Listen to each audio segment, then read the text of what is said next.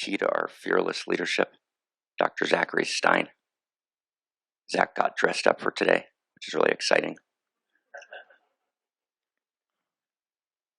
And Zach called me 10 years ago. We began a deep process of study and depth. Zach is a gorgeous human, a brilliant thinker, one of the great thinkers on education in the world today.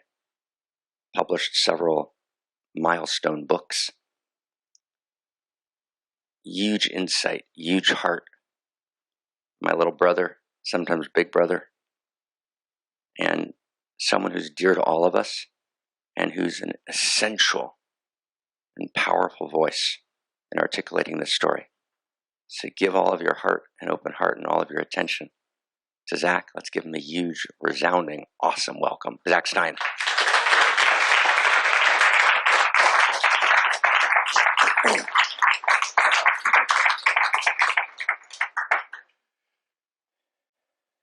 All right. Hi, everybody. Thank you, Mark.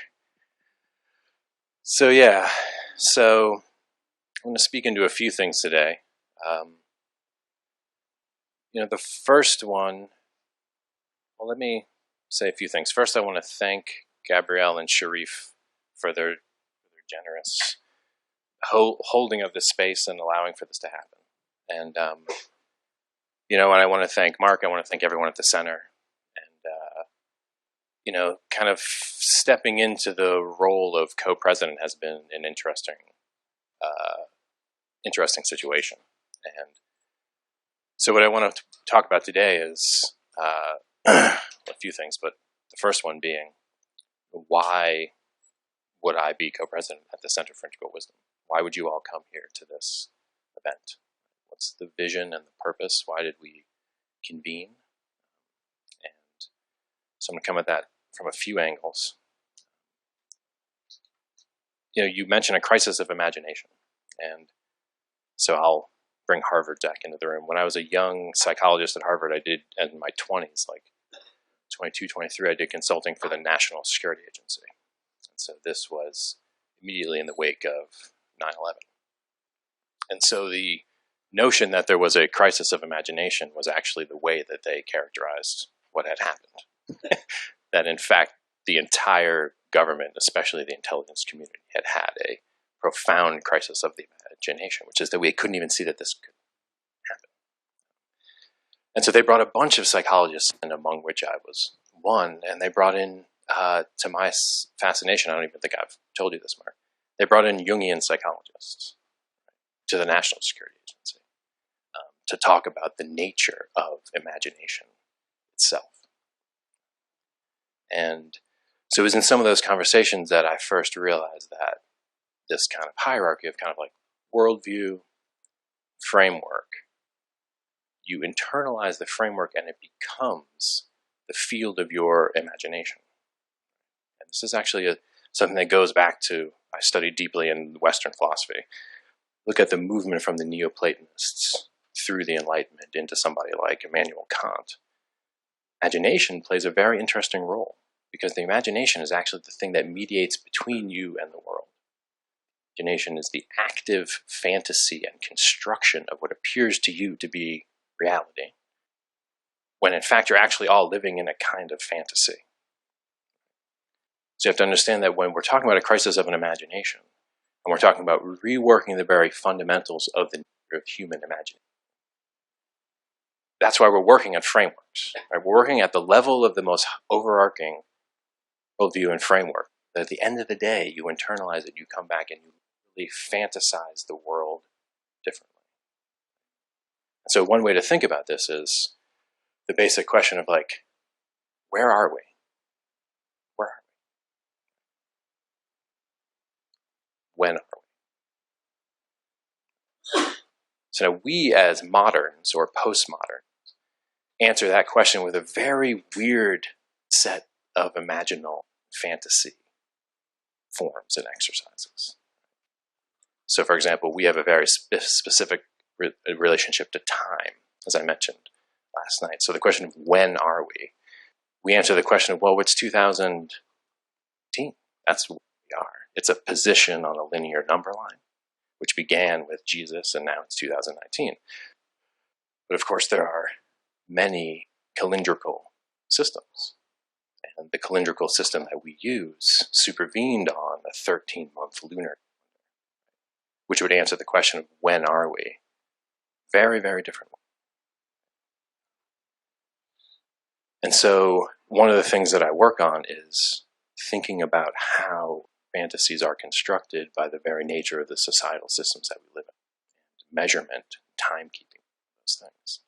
So we now, as late postmoderns, are the most profoundly over-measured or quantified people who have ever existed. Time is a big part of that. So that issue of when are we? Right, last night I talked about the chronos and kairos. And in fact, we're not. To the question when, you're not on a linear timeline in the year 2019. That's one answer. But we're actually in a space where we're leaving that answer. Now, that's not when we are. We're actually in a time that can be named, not number line, but it can be named as distinct outside of linear. So, notion of chronos, or a special time.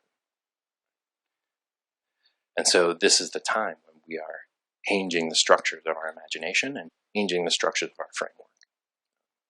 And what makes time a radical time, fundamental ways we perceive the world are changing radically. And so the more we think about these questions, where are we? When are we? Who are we? And we answer them new answers. It's part of telling the new story. Last time I was here, I spoke about what is the human? What is the human? It's another one of those questions, which we are at a point of transition and answering with the nature of the humans. So where are we? When are we? Who are we? This is the level at which we're actually asking questions. And that kind of deep questioning hasn't, again, I mentioned last night, out of feudalism into modernity. It's the last time we were fundamentally questioning the basic frameworks that structure our imagination. Which is to say, well, what's knowledge and what's the human in medieval times? Oh, well, the church, the soul, heaven, hell, right? Political authority, the church, the king. So these answers, human, where are we, when are we, these things are related to the very structure of our collective lives. We're answering those questions anew. There are, like this group, that are saying we cannot rely on the answers we've been given by modernity or postmodernity. And we're actually in a very radical situation. And so the analogy to the Renaissance, Mark mentioned, saying there's 1,000 people that made the Renaissance. That was another period where there was such a profound basic story was. Think about was the nature of that transition. What are the relationships we have to it now? This is all just a way of getting into what I want to talk about, which is that the questionings we're not doing here, the work we do at the center, and the nature of the questioning framework doesn't have to do with extending contemporary framework and extending and perfecting the contemporary frameworks. We're actually dealing with a rupture in the nature of continuity framework dissemination, which is to say that we're dealing with a rupture or a split intergenerational fabric of the life world. The way to think about this is that there will be those after us who are like us, remember us. There will be those who come after us are almost incomprehensible to us, as we would appear those peasants in feudal medieval Europe. We would be species apart. And so that's how insane the work that we're doing here. Not meaning to be a think tank at the edge of science, although we are a think tank at the edge of science, nor are we claiming to be a think tank that essentially advises and fixes and shores up the game that is slowly winding down. we're actually a think tank drawn into the future, which means that the forms of knowledge validation, the form of inquiry, the ontological assumption drive our work are different. So it's old hat to say there's a new paradigm emerging. Everyone says that. It's old hat to say everyone in this room doing the most important thing. Right? It's old hat to say that. But at some point, the paradigm will change. At some point, the people in the room will be doing something incredibly important. So the trick is to figure out when and what are the signs of the actual change. When and what are the signs of a framework that's actually going to supplant known for 700, 800 years. And I don't think we in this room have it. I don't think there's any one small group that has it. But I think we're looking at a broadly distributed conversation that's international. That is essentially saying, if we don't change the basic game in a very fundamental way, be any games to play any longer. So that was just to say what we're doing here is different and should not be compared with work that's being done elsewhere. That's a strange thing to say, but it's basically like saying we're using basic methods and forms of inquiry, what Mark and I call anthro-ontology. We can talk about that a bit. The ways to think about that is, how do you get science off the ground? What are the presuppositions of actually doing science? And how many scientists step back and say, wait a second, how is it that I'm able to do science at all in the first place? We need to do that level of inquiry. What if it is the case that certain forms of interpersonal relationship and certain forms of cognition disinhibit doing actual science? What if we actually need to work on the nature of scientists themselves to open up different doors of perception or to do actual science? What if that's the case? What if the failure of the reproduction of knowledge and the reproduction of the human nervous system has made it so that actually science isn't working anymore? So we need to think about these questions profoundly. Because when you look at many of our most basic systems, including food systems and health systems, you realize, oh, science actually isn't working anymore. And we're not science in a simple way. We're opposed to the unreflective bring forward of the trends and habits and frameworks that got us into this situation. It's an extremely precarious situation. So let me get a little bit more concrete here. So I was in a consulting conversation with a group that was thinking about basically automotive futures. It's a weird conversation. I get called up, right? Motive, like what's going to happen with cars? And interesting about the work I do as an educator is that a lot of technologists and other folks are concerned about the educational implications of radical technology change. So what would it teach a whole society of people that you're not going to own cars anymore? Right? Teach an entire society of people that you're actually not going to work a job anymore. Because there's 80% structural unemployment because of our intelligence. So what are you as a human if you're not a wage laborer? Right? What are you as a human if you're not a car owner? Interesting thing to think about in the context of the United States, especially in Miami. So there was these three, it was like, we're talking like a conglomerate of automotive folks. And I get this report, and they've got these three possible futures for cars. It's just interesting. One of them is basically like what we're in now. Like, everyone's got a car, some of them are more electric, we kind of put them in, great. So that's not it's a very unlikely scenario that 10 years from now things are the way they are. The second one was more like your Elon Musk one. And this is the one that they were moving for. It's this notion that actually, basically, everyone uses electric cars, it's all Uber. Right? But then in a city like Miami, you have 1/3 of the population that actually owns vehicles, and the vast majority of the population doesn't, and they hail electric cars and drive around with them. So that's an interesting scenario that requires a ton of re-education on the part of those people who attach their identities to car ownership. The third scenario is the most interesting one. This was also one that they were preparing for.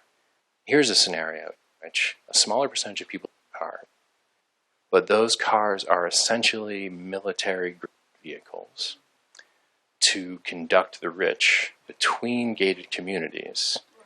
And basically there's GPS in them so that if you're attacked by a roaming gang of post-apocalyptic thugs, you can be identified and your security you've hired will come and rescue you.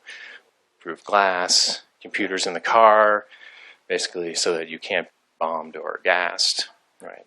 This was a vision not of a utopian kind of communitarian car sharing vision. This was a vision of actually the economic inequality escalates to the extent where those people who can't afford cars will need basically living in a kind of Mad Max kind of scenario. And so that was really interesting to me. So what you have are multi-million-dollar CEOs, whole organizations, thinking strategically about that very real social possibility. And so it's just worth thinking of that. That what's coming will not be something you just watch on the news. And that is true. It's not the case that what's coming you will be able to watch from a distance on the news as we watch disasters unfold around the world. It's coming to your doorstep. And the question of what to do about that is one of the questions we're thinking. It's not actually a question of in any normal sense. It's a question of preparing spiritually and psychologically at the cultural level for a radical change. There are groups that talk very sincerely about inevitable near-term human extinction. Inevitable near-term human extinction. How do we deal with that as a cultural meme? What do you do when there's a subsection of the population who sincerely believes we're facing a situation where we're inevitable near-term extinction? And these are unprecedented cultural errors. And it's not the case that we can tell those people they're wrong. The work we're doing here isn't in any way usable to full solution. It's not reusable to full kind of mimetic propagation into the popular culture. People feel good. We're literally preparing for planetary fate shift. It's another thing about sort of NR. We're between worlds, as I said last night, in the midst of a fundamental shift level of planetary society and culture. So another thing that we're preparing for through our work is to provide more resources and resources for self-understanding. People deal with the unbearable intimacy of planetary catastrophe. Right? The unbearable intimacy, planetary catastrophe. Right? That we are thrown back into one another's lives. That we are thrown back closer together because of the catastrophe. So like imagine a situation in which, and again, these are inevitability. These are not possibilities, they're inevitabilities. A situation in which there's a crisis and millions of people die in a week. Where does American culture deal with that? Especially if it doesn't happen in America. What is it America? So these basic issues of the things that are coming, we won't be watching TV. We'll have to deal with in our communities and in our own psyches. So that the ability for the entire culture to deal with the tragedy and the trauma of our time.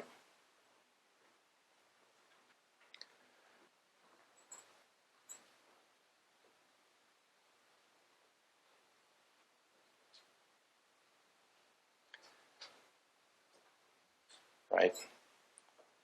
So how do we deal with that? What's the answer?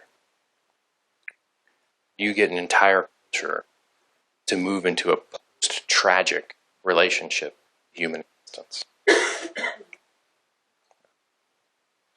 How do you take those people who see inevitable term human extinction? Take the people who see the inevitable escalation into something like war of all against all. Right? So they're not that position there, the inevitable escalation into a war of all against all. That is high-level political strategy, unlike conspiracy theory. That's like, what are we discussing in the Pentagon? And in the Kremlin, we're talking about the fact that we're going to have a permanent refugee crisis, right? Where 5 to 15% of the global population in refugee status. This isn't like at some point you guys can go home. It's like, in fact, we have 5 to 10 to maybe more, the entire global population in permanent refugee status. Right? And then we'll be first world refugees that look like us. And so this is an unprecedented cultural situation to deal with a permanently displaced refugee population at that scale. Right? So some of the work I've been doing the past year is networking very deeply into political circles in Europe surrounding a movement called modernism. So there's a group that proposing a post-pomo, right, which is to say that modernity, which gave us most of the structures that we have now, there was post-modernity, which critiqued the modernity, but offering solutions for what to do with it. And there's an emerging group, especially of European figures, who are trying to articulate something after that, like modernity, post-modernity. We're suggesting there's something like modernity. I think it's a very bold name. I think there's a name coming. So networking with these groups in Europe, the movement of modernity, the things they were specifically asking me vis-a-vis our work in the think tank, was how do we think human rights? So human rights is like the 90s. No one's really cares about human rights anymore. It's a bizarre situation. So there was a consensus after World War II, the UN, the International Declaration of Human Rights. There was this whole massive spawning of NGOs. There's a massive multinational, non-governmental organization, human rights group that's thousands of organizations, and the corruption are ridiculous. The situation is to an extent where those people who are seriously concerned with the welfare of humans don't actually get involved with the human rights movement because it's such a goddamn mess. Right? Then you have the alt-right, and you have the movement toward fascism in Europe. They're anti the notion of human rights, where they're saying that was an ideology, neoliberalism. And in fact, there's no such thing as human rights. Right? That's like an active conversation. Right? That's why you build the wall. Right? And so how do we now, this time, think about human rights again at all? It's a deep question.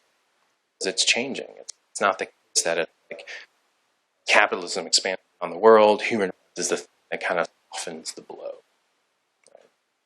Kind of shore up the worst parts of the capitalist system. Make sure that people aren't so oppressed that they can't actually work anymore. That's one way to think about it. Work them at the factory so hard they actually can't work at the factory anymore. Now they've destroyed capitalism. So we actually need to human rights shore it up.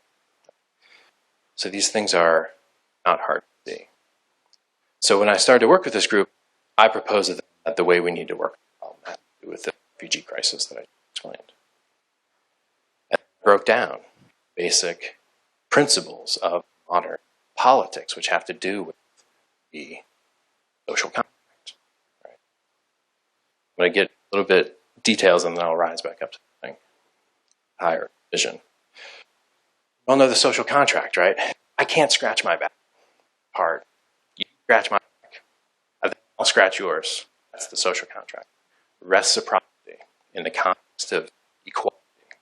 Right? How it all works. You set an equal playing field, and then you get reciprocity. That's a social contract. That's why we got out of the state of nature and started to cooperate. We realized actually the benefits of our cooperation out alone. that works okay. Who's included in the social contract are all properly healthy, educated white men. Because then you're all on the same field. Oh, I can scratch your back, I can scratch. But what if you're in a situation where I can scratch your back, but you never scratch my back because you don't have arms? So what do you do? And this is something Nussbaum wrote about, and people seeing that the social contract only goes far. And when you're in a situation of permanently non-reciprocatable interaction, right? You're in a situation where you have a permanent group of refugees. Right? Like, do we care for the refugee because they will eventually be able to contribute in our economic system? Or do we care for the refugee because we care for strangers? And it sounds naive to actually tell the metamodernists we need to work out the political implications of non-reciprocated care. That's what we need to do. We need to think about a very basic political or metapolitical strategy around the notion of non-reciprocated care. Right? Which is like an interesting thing.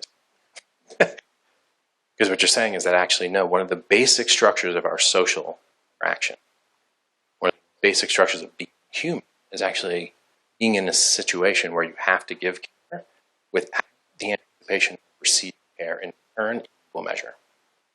Right? And now we'd like to think that, no, that happens sometimes, but that's not what humans are about. Humans are about reciprocity. Marriages, partnerships, like the leaders, you do much, I do much, paired up, we're equal. Right? But we all know that that's not true. No relationships work. Especially caregiving relationships to young children do not work that way. Right? And this is one of the where you can see the corrosive effects of capitalism on intergenerational transmission. In the United States, we basically told kids growing up that owe me one. That's the idea. It's not non-reciprocated care. It's hey, you'll owe me one. And so that's the student loan debt crisis. Not good that you get free kids just because you're a human. We'll invest in you so far as you give back to us, eventually. And you see it actually playing out in parent-child relationships. What motivates for caring for that kid? Is it for them? Is it for their eventual back to you by living life in this way, taking care of you in old age, whatever it is?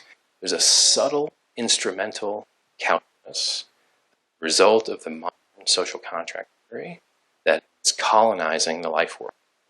Right? It is making us believe all relationships need to be in the realm of utter perfect reciprocation, or we get out of them. And I'm actually, that's an illusion advocated by a particular moment of political history. In fact, the state of human interaction is predominantly one in which there's no reciprocal capacity and the need for non-reciprocal care. It's a key insight. And so think about the Good Samaritan in the Bible. Very important story, non-reciprocated care. What's important about this story is that Jesus told the story of the Good Samaritan Jews, a bunch of Jews. And the Samaritans were a religious group. Jews didn't like that. So Jesus is basically saying, like, Jews, this guy from a community that you don't like came along and helped a person on the road without any sense of getting return. They don't even believe metaphysical stuff is Samaritan. What did he do? Interesting about that story is that the Good Samaritan takes place on the road between villages. When you're on the road, you are outside of the social contract. Very important to understand what, like, the structure of the Good Samaritan takes place outside the social contract, on the road, in the wilderness, between civilizations. We encounter people in the raw vulnerability of the human in need. And so that story is important because the civilization breaks down. We find ourselves always on the road. We end up encountering people in radical positions of vulnerability. The whole population is displaced. People who were at one point economically viable now? Not. Right? No fault. Because of the machinations of fictitious capital that no control. So this question, we're being thrown out of civilization into permanent kind of diasporatic.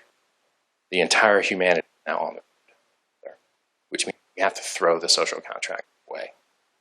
And that's a radical thing to say. And that's what the alt-right is saying. Right? The rise of fascism. So, forget the social contract. That's so like modernity. No, we're after the social contract. I agree with that. But I'm saying we need to throw the social contract out so that we can return to the freedom of living without the thought of return. Because that's what we actually are built to do. See it. And that's why people are enthralled with the process of, because it's the space that we've kind of preserved. What's appearing, saying, where that process where you can give freely without the return. Flip side of it, can you receive freely? Can you actually receive freely without thinking bio? And this comes, again, need is my allurement. It's about that dynamic. It's about seeing the pure and ontological validity of need and the ability for one to meet that need. Our society has made us crazy because we can never give without thought of return and never receive fully without the thought of now who you want. It's like the definition of like a schizophrenic mother, right? So when the society is actually driving us crazy, it's actually driving us crazy. So like imagine you're a tremendously creative person and you want to just give your gifts freely to the world, right? You're going to get it back. And you don't do it for the paycheck. No, I don't do it for the paycheck, right? But you got the paycheck. And tag effort, tag the creativity is something that you were given for return. And the truly creative people try to protect the space. They be and create a situation where they have to have that ledger go. Similarly, it's hard to receive without thinking, oh my God, I owe this to someone. Right? There's this whole process of like pay forward. It's like pay for the ice cream for the guy behind you, right? It's like he doesn't know it, but I'm paying for his ice cream. And then he gets there and he's like, well, that guy bought ice cream. Now you have to buy ice cream for someone else. It's weird. Why don't you just buy me ice cream? So even in the attempt to obligating for you to give, microfinancing, third world's another example of this. We're actually taking people out of poverty, it's true, but putting them in. We can't just take people out of poverty. We have to expect eventually that they'll get into a position to join the social contract and back. Right? And so if we begin to build enormous refugee camps, with the anticipation that at some point below it, we're pretty. That's actually a recipe for genocide. You have to understand that if you're in a situation where you can't work politically, so this I'm doing meta-politics, I'm doing philosophy beneath politics, I'm doing meta-politics. If you're in that situation where you cannot politically operate with a concept of non-reciprocal care, you have what they call in social contract theory, the freeloader problem. The freeloader. That's what all the kids are. Freeloader problem. Right? Like how perverse is that? The process of intergenerational transmission itself is seen as a flaw, perfect equilibrium of the social contract, and that those who cannot directly contribute their fair share are freeloaders, right? Now back to the refugee crisis, where the 10% of the global population, so this is hundreds of millions of people, are technically from the political machinations and legal frameworks freeloaders. Right? What do we do with them when the going gets tough? So that's how it seems so odd that like Mark and me, like this mythical feeling, all of this, like that have to do with anything. But we don't find the resources culturally in our own entity. Give without thought of return, we're going to rapidly descend into a very difficult situation. And not just difficult pragmatically, like, it'll be hard to get a tree, power won't come on, that stuff's going to happen too. Difficult at a soul, spiritual level. Difficult in terms of how do we make sense of ourselves with coherence as a culture in the face of this much tragedy, in the face of this much pain. So the work here is urgent. Urgent because we're going to solve technological problems. Right? Urgent in that sense. So there's a moral urgency to provide the language to make sense of what the fuck is going on in society. And right now, knows what's going on in society. It's very important. As I said last night, there's not some group of experts who's actually taking charge here. We are, in fact, in a global cultural adolescent crisis. And this is back to fantasy. One of the things that marks the move into adulthood from adolescence, as a developmentalist, that's my training is in developmental psychology. That's why I went to the NSA, because I was assessing them for cognitive city.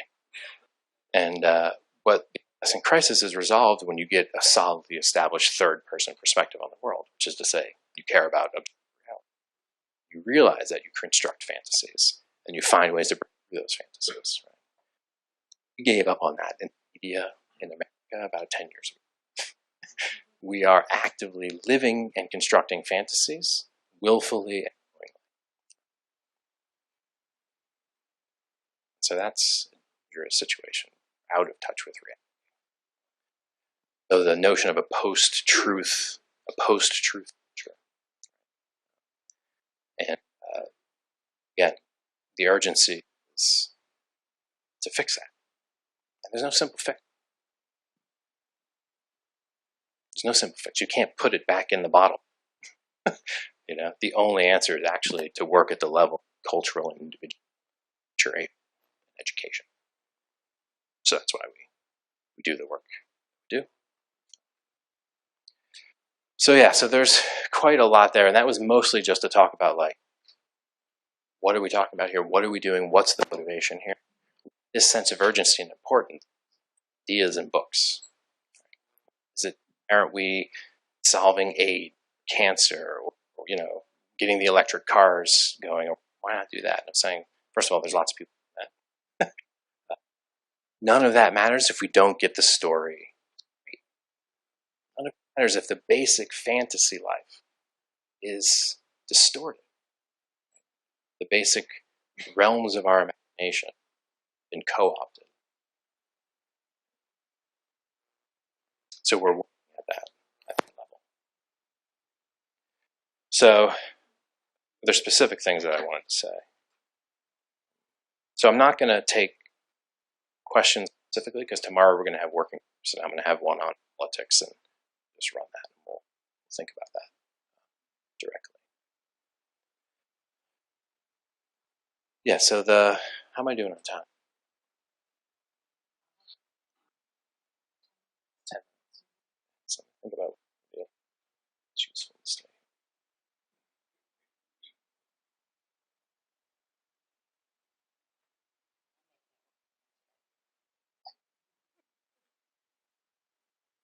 Yeah, so, all right, so I'll end with it.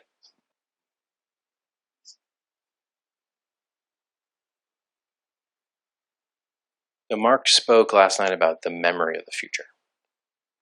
And this gets to the difference in the methodology we employ. So science, as we know it in modernity, and tends to be about things that have happened and then predicting the future. That's what science is. History of things, and we're trying to do here is actually use the future to tell us what happened in the past.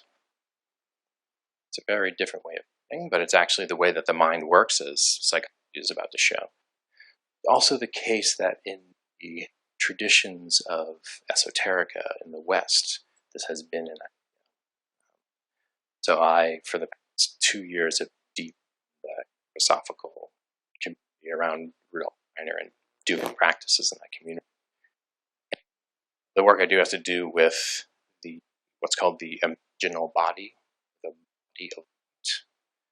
So when you talk about imagination, it's not just the air that you imagine, your body, part of your mind, part of your imagination is the way you understand your body.